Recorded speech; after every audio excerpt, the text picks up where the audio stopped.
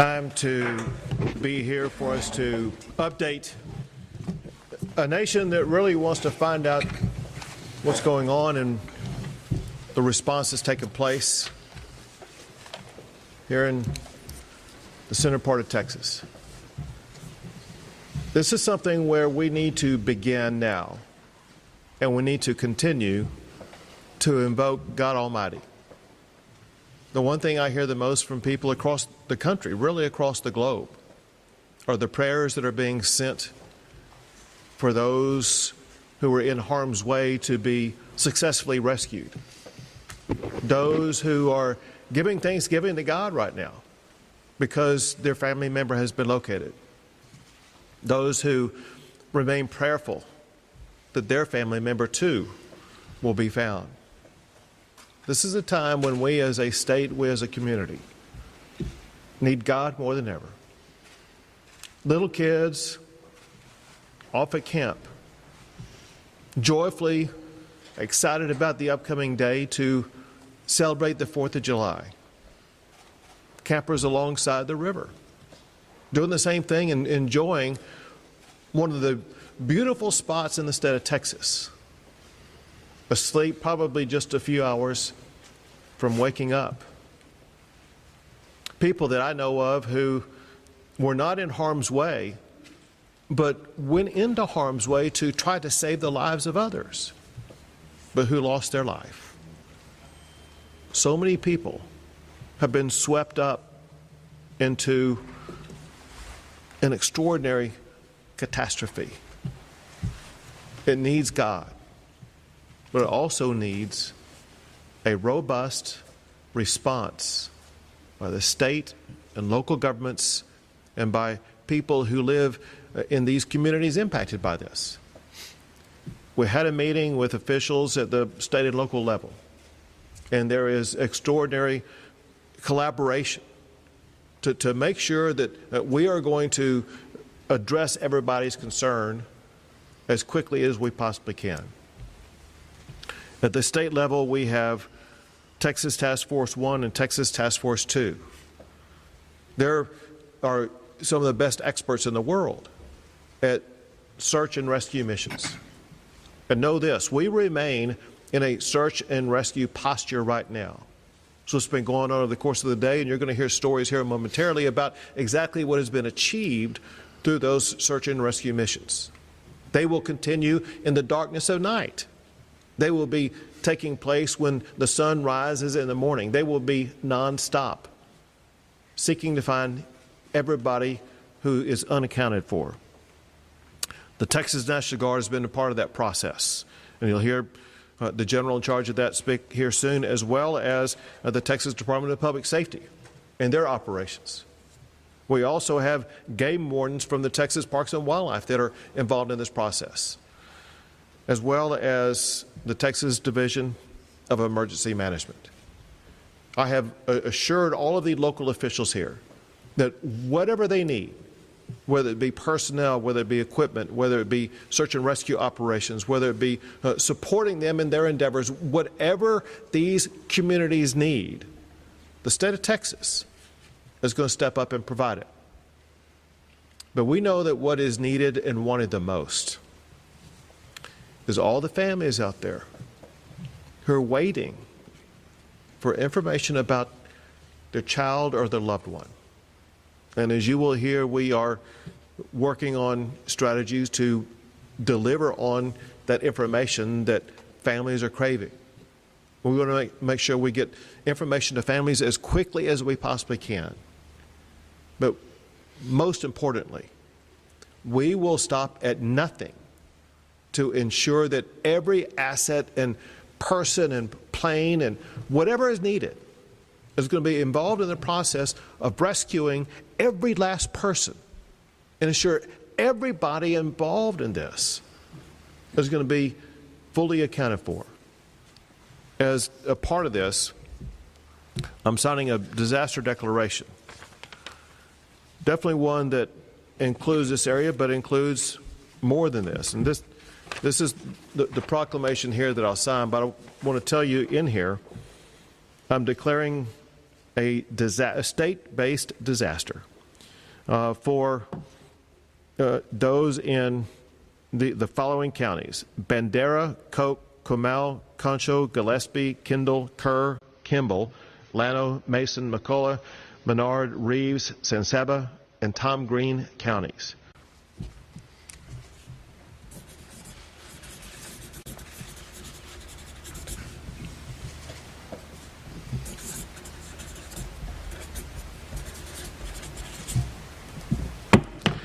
This will ensure all the counties that are identified in this, and there may be more that need to be added later, are going to have access to every tool, strategy, personnel that the state of Texas can provide to them, which will be limitless. We'll put in everything we have in the entire state. Someone who's been involved in this and shares the commitment is the Lieutenant Governor Dan Patrick. Thank you, Governor. Dalton, who's our city manager, told us earlier that he was jogging at 3 in the morning along the river, and there wasn't a drop of rain falling. And within a few hours, the Guadalupe had risen about 26 feet, and actually it rose that quickly in about 45 minutes of those 2 hours. And since that first alert went out early this morning, between 4 and 5 a.m., the city officials here, the sheriff, immediately sprung into action. And since 4 or 5 this morning, they have not stopped. We put forth 400 to 500 state employees, DPS, game wardens. I'll let the speakers talk about the specifics of everyone we had in the air, drones, helicopters, but from the first minute that this storm went from 3 in the morning, not a drop of rain, until the tragedy struck and the river rose, these people behind us, Governor, have done everything they can. And there have been a number of rescues, and they'll speak to that as well during the day. And I echo what the Governor said. As I said earlier, we will not stop until we find every body, and the rescue continues that effort. We will not stop, and it is God Almighty that we need, not a thought and prayers message. Hey, get down on your knees and pray for these families tonight and all these children. Thank you, Governor. Thank you. There's going to be other people who speak here, but before they do speak, I want to recognize a few others who will be involved in this process. One is the state representative from this area, West Riddell. Why don't you let people know who you are? And we're also in the State Senate District of Senator Pete Flores. And we have the Texas Parks and Wildlife Game Warden, Colonel, who's here with us. Where's Thank you all for being a part of this process. And now I want to turn things over to Sheriff Letha. Yes, Sheriff Larry Letha, Kerr County. What I'd like to let y'all know and the public know is, like the Governor said, we do have all the resources we need at this time, and we will continue to have them until we finish this mission. I want to tell y'all that we will be working around the clock 24/7 until every person is found. What I can confirm at this point, we're at about 24 fatalities. We're not going to be giving any names out at this time. We're still notifying next of kin. Also, I've been notified one fatality has been found in Kendall County. I cannot say it's related to this incident at this time, but we'll let y'all know when we find out more information. I asked the media to be real patient with us during this time. We've got a lot of things going on. Y'all see what? There's a lot of people here. We have a lot of resources. We just need more time, and we're looking really forward. We'll be working 24/7 overnight into tomorrow through the next several days in this mission. We will get you information as we get it. We will get it to you. We'll continue to have briefings. We'll continue to keep updated at this time. At this time, I'll turn it over to Mayor Herring. I'm Joe Herring, Jr. I'm mayor of the city of Kerrville. My job today is to tell people thank you. People from across the state have come to help. City, county, state, all working together, all working for the same goal. I want to say thank you to the dedicated men and women of the first responders. You are our heroes today. We will not stop. We will rescue those in peril, and we will find those who are missing. But I'd also ask, please pray for our community. This is a hard day, and there will be hard days to come. Pray for us. We covet your prayers. Thank you. The task of the Texas Department of Public Safety is to serve and to protect our state, as well as to keep people safe. I want the Director, Colonel Freeman Martin from the Texas Department of Public Safety to explain to you all the details about the lengths that DPS has gone through over just less than the past 24 hours, which has been very helpful in what you guys helped accomplish. Well, this was a catastrophic event. It was a mass casualty event, and we don't want to get up here and brag about, the successes when there's life lost and kids that are still missing. But I can tell you every asset, every resources that the Department of Public Safety has is being used here today. We have long-lasting relationships with the Sheriff, Larry Letha, that go back 30 years, working with the mayor. And we brought in over 100 troopers this morning, and they've worked all day, rescues, high water vehicles, boats, rescue drivers, divers, 7 rescue helicopters with hoist capabilities. And that was just today. We have another shift coming in tonight and another shift in the morning. We'll really ramp it up in the morning, but we will not stop. In addition to the search and rescue, that's the priority right now. Moving forward, tomorrow we're going to bring in communications operators, victim services people to help our partners here in Kerr County and HHSC. We have Parks and Wildlife here. They're providing just many boat teams, and they have 2 rescue helicopters. Today we had the Texas Military Department, the Texas Department of Public Safety, Parks and Wildlife, Task Force 1, everybody working in support of our local partners. That's what right looks like. There are no egos here. There's nobody in charge. We're all working together. We're all communicating, and we will not stop until we find every last person. So we'll be here for days to come. This is not. This won't end. Tomorrow is going to be a very important day. We had a hard time getting in this morning with the weather the way it was. So as the day went on, it picked up, and we were able to rescue more and recover more. That will continue tomorrow, and we have more resources en route. So with that, I'll turn it over to General Seltzer. Good afternoon. As the governor has already said, he has ordered me to provide every capability that the Texas National Guard has to these local officials in this community. Today, we activated 5 helicopters with hoist to do rescue operations. They were paired with rescue swimmers from Texas Task Force 1. These crews trained together year-round just for this situation, and they were ready to respond. Additionally, we have 3 additional helicopters on the way to support the community. We are also using high-profile tactical military vehicles to move evacuees out of high water areas to shelter locations.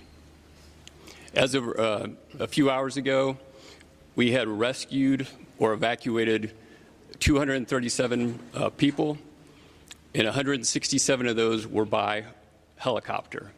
So we're having a very good helicopter response when the weather allows. Additionally, in our operations tomorrow, we'll be sending personnel to help with evacuee shelter management, and also the Texas Emergency Tracking Network. It's a banding system so that we can band evacuees to help get accountability of who's being evacuated into the shelters. Thank you. Thank you, General, and thank you to the men and women of the Texas National Guard. And now, Nim Kerr, the Chief of the Texas Division of Emergency Management. Thank you, Governor. Our prayers are rooted in action. We've had folks on the ground since yesterday afternoon here, and our State Emergency Operations Center was opened at 1 o'clock yesterday afternoon. The original forecast that we received on Wednesday from the National Weather Service predicted 3 to 6 inches of rain in the Concho Valley and 4 to 8 inches of rain in the Hill Country. We worked with our own meteorologists to fine-tune that weather statement, and as many of you know, and many of you in broadcast journalism and meteorology, you can go back and look at your own forecast, and the amount of rain that fell in this specific location was never in any of those forecasts. Nonetheless, in partnership with our local officials here, we had resources that have been surrounding this area since yesterday. When the rain fell and the calls came in, we immediately jumped into action alongside of our local partners. In addition to the local partners that are here, we have 150 personnel, search and rescue experts from Texas A&M Task Force 1. We have over 1,000 state officials and state partners that are responding here with over 804 assets, vehicles, boats, and helicopters. I want to run through that list really quickly. 150 from Texas Task Force 1, that is 30 boats and additional high-profile vehicles. You heard from Colonel Martin in the Texas Department of Public Safety. Colonel Vanderroos down on the end has over 170 personnel here, 167 four-wheel drive vehicles, and over 53 boats in addition to their aircraft. You heard from General Seltzer about the military departments. The A&M Forest Service is here to help us do tree removal and get trees out of the way and help with incident management. The Department of State Health Services has 164 members from the Emergency Medical Task Force here with over 71 pieces of equipment. You may see ambulances in this county that aren't anywhere from near here. They're part of the Emergency Medical Task Force. There will be questions about reunification centers. There'll be questions about noticing. Our local partners will answer those questions when you have them. And Governor, at this point, that ends my prepared remarks. Thank you very much. So this is a 24/7 effort. Everyone needs to know, day or night, whatever hour of the day, there will be local officials, state officials collaborating together. Also want to thank the Secretary of Homeland Security, Kristi Noem, who gave me a phone call today to offer any assistance that we need. Secretary Doug Burgum, Secretary of the U.S. Department of the Interior, who called and offered any resources we need. Senator Cruz called and offered any support that they could provide. So this is something where the federal government is leaning in and wants to assist the community here in the heart of Texas to accelerate the process, to be able to draw this to a very positive conclusion. And it's something that Texas will continue to lean into. We'll take a few questions. Any estimate on how many people are missing or unaccounted for? No, at this time, sir, no, we don't. We don't have an estimate. The problem was it was a holiday weekend here. We have a lot of campers here, and we do not know that number at this time. What about the 23 missing from Camp Missing? Has that number changed? No, it's still it's between 23 and 25. We have not confirmed that yet. We're still working on that, sir. So the federal partners were helping with us, but we didn't receive any National Weather Service forecast until well into the storm. Can you give us any insight into why there wasn't any updates from the National Weather Service about the flooding? I'm going to give you a good example. Where's he at? City Manager. Dalton. Yeah, I'm going to have the city manager can explain to you kind of in real life terms exactly what happened, when it happened, and how it happened, and why it was so unpredictable.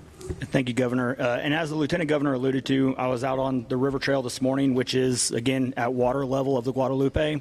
I was out there about 3:30 this morning doing a jog. I left there probably about 4 o'clock. There was very light rain, no signs of the river. I come from the Houston area, so very used to hurricanes, very used to flooding. We kind of monitored that, checked some different areas. We did not see any signs of the river rising at that time. I started getting phone calls probably about 5 o'clock. We went, the fire chief Maloney and I went back out to Louise Hayes Park. Up on the top section, we did have National EMR, and we already had a lot of our emergency plan ready for the 4th of July event, which is at the river level. By the time we got to the National EMR truck, we could not get it out, and we almost got stuck on the top level. So there's a pavilion down in Louise Hayes Park. Within an hour and a half, it had already risen well over 20, 25 feet. So we were monitoring that as much as we possibly could. After the 1987 flood, there were some flood alarms installed along the river. Are those still working? Any reason why they wouldn't? A lot of the times, I think, and again, I'm relatively new here, there's alarms typically in Comfort or further downstream. When you look at the headwaters of the Guadalupe, which we are at the headwaters of the Guadalupe, there's a north and a south fork. And so we'll say since 1987, under normal conditions, if you call it that, you'll hit water in one of those areas. And those two forks will converge into the Guadalupe, which comes through the city of Kerrville. This rain event sat on top of that and dumped more rain than what was forecasted on both of those forks. When we got the report, it was about 7 feet or so on the South Fork, and within a matter of minutes, it was up to 29 feet, and all of that converged at the Guadalupe, and that's where we saw those very quick rise in flood. So there's not alarms everywhere on the river. No, sir. Sheriff, you said there were 23 deaths, 24? No, 24, right? 24, and if that's the entire river, that's just this county here? That's just this county, in the county. Do we know the total? That's what we said, that needed to be one more? We do have a report from one fatality in Kendall County. I want to ask, what is the process if an evacuation, this seems like it came on very fast. I spoke with some flood victims in Ingram who said their home was flooding as rescues were happening down the river. They asked me, why weren't there evacuation notices at that point? What is the process like to get an evacuation notice? What's the threshold to send out an alert to people to get out of their homes? So just like anything with evacuations is very difficult, right? There's a balance between, do you evacuate and then put chaos onto the road and potentially risk people getting stuck on a road? This is the hill country. For those that haven't been here, there are hills. There's a lot of low water crossings.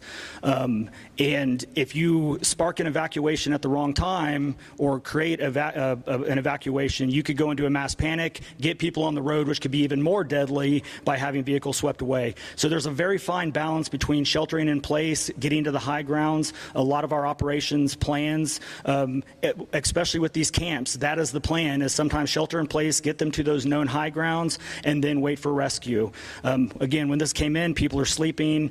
Even if you were able to try to get notification, that evacuation period is a very delicate balance. Can you guys confirm if game wardens did go into Camp Mystic and pull kids and staff out of there? Good morning. Okay.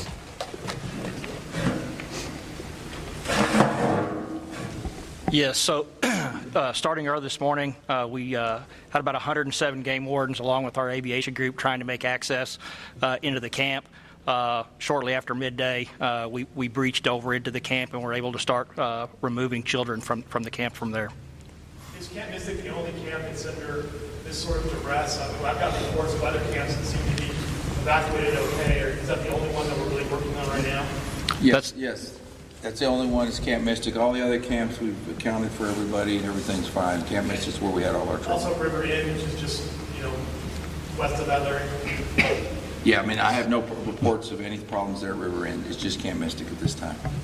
What are the hardest hit areas from what you can tell as far as where the fatalities or the currently known missing person reports are coming from, and how far is your search area extending right now from where upstream to where downstream? We're working anywhere from about 30 miles west of Kerrville on the Guadalupe River at this time. But that out west, on our east side, we didn't have any problems. Everything is pretty much west of Kerrville. All our issues are from this flooding.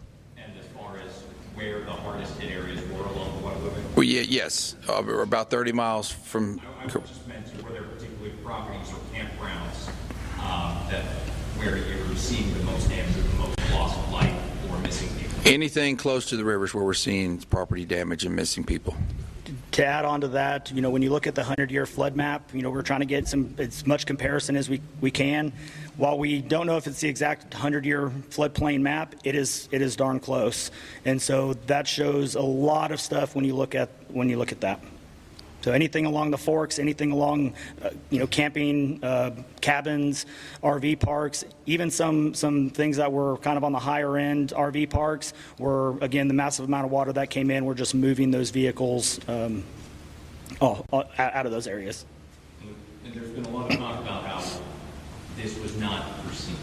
Lieutenant Governor, you mentioned in your press conference earlier today that the regional director has contacted local officials to let them know about the possibility of flooding, but we're now hearing we didn't know what was going to happen. So what was the warning or conversation that happened? Yeah, is Jay Hall? Yeah, Governor, I'll take that. So the State Emergency Operations Center started having daily briefings yesterday on the potential for flood for all of this part of Texas, from here out to San Angelo and Abilene and further out. We have been in contact with local officials, and at some point in time in the future, we're happy to share those emails and contact information of what we had shared. But listen, everybody got the forecast from the National Weather Service, right? You all got it. You're all in media. You got that forecast. It did not predict the amount of rain that we saw. And what was the severity that you were warning about at that time? Well, using, yes, sir.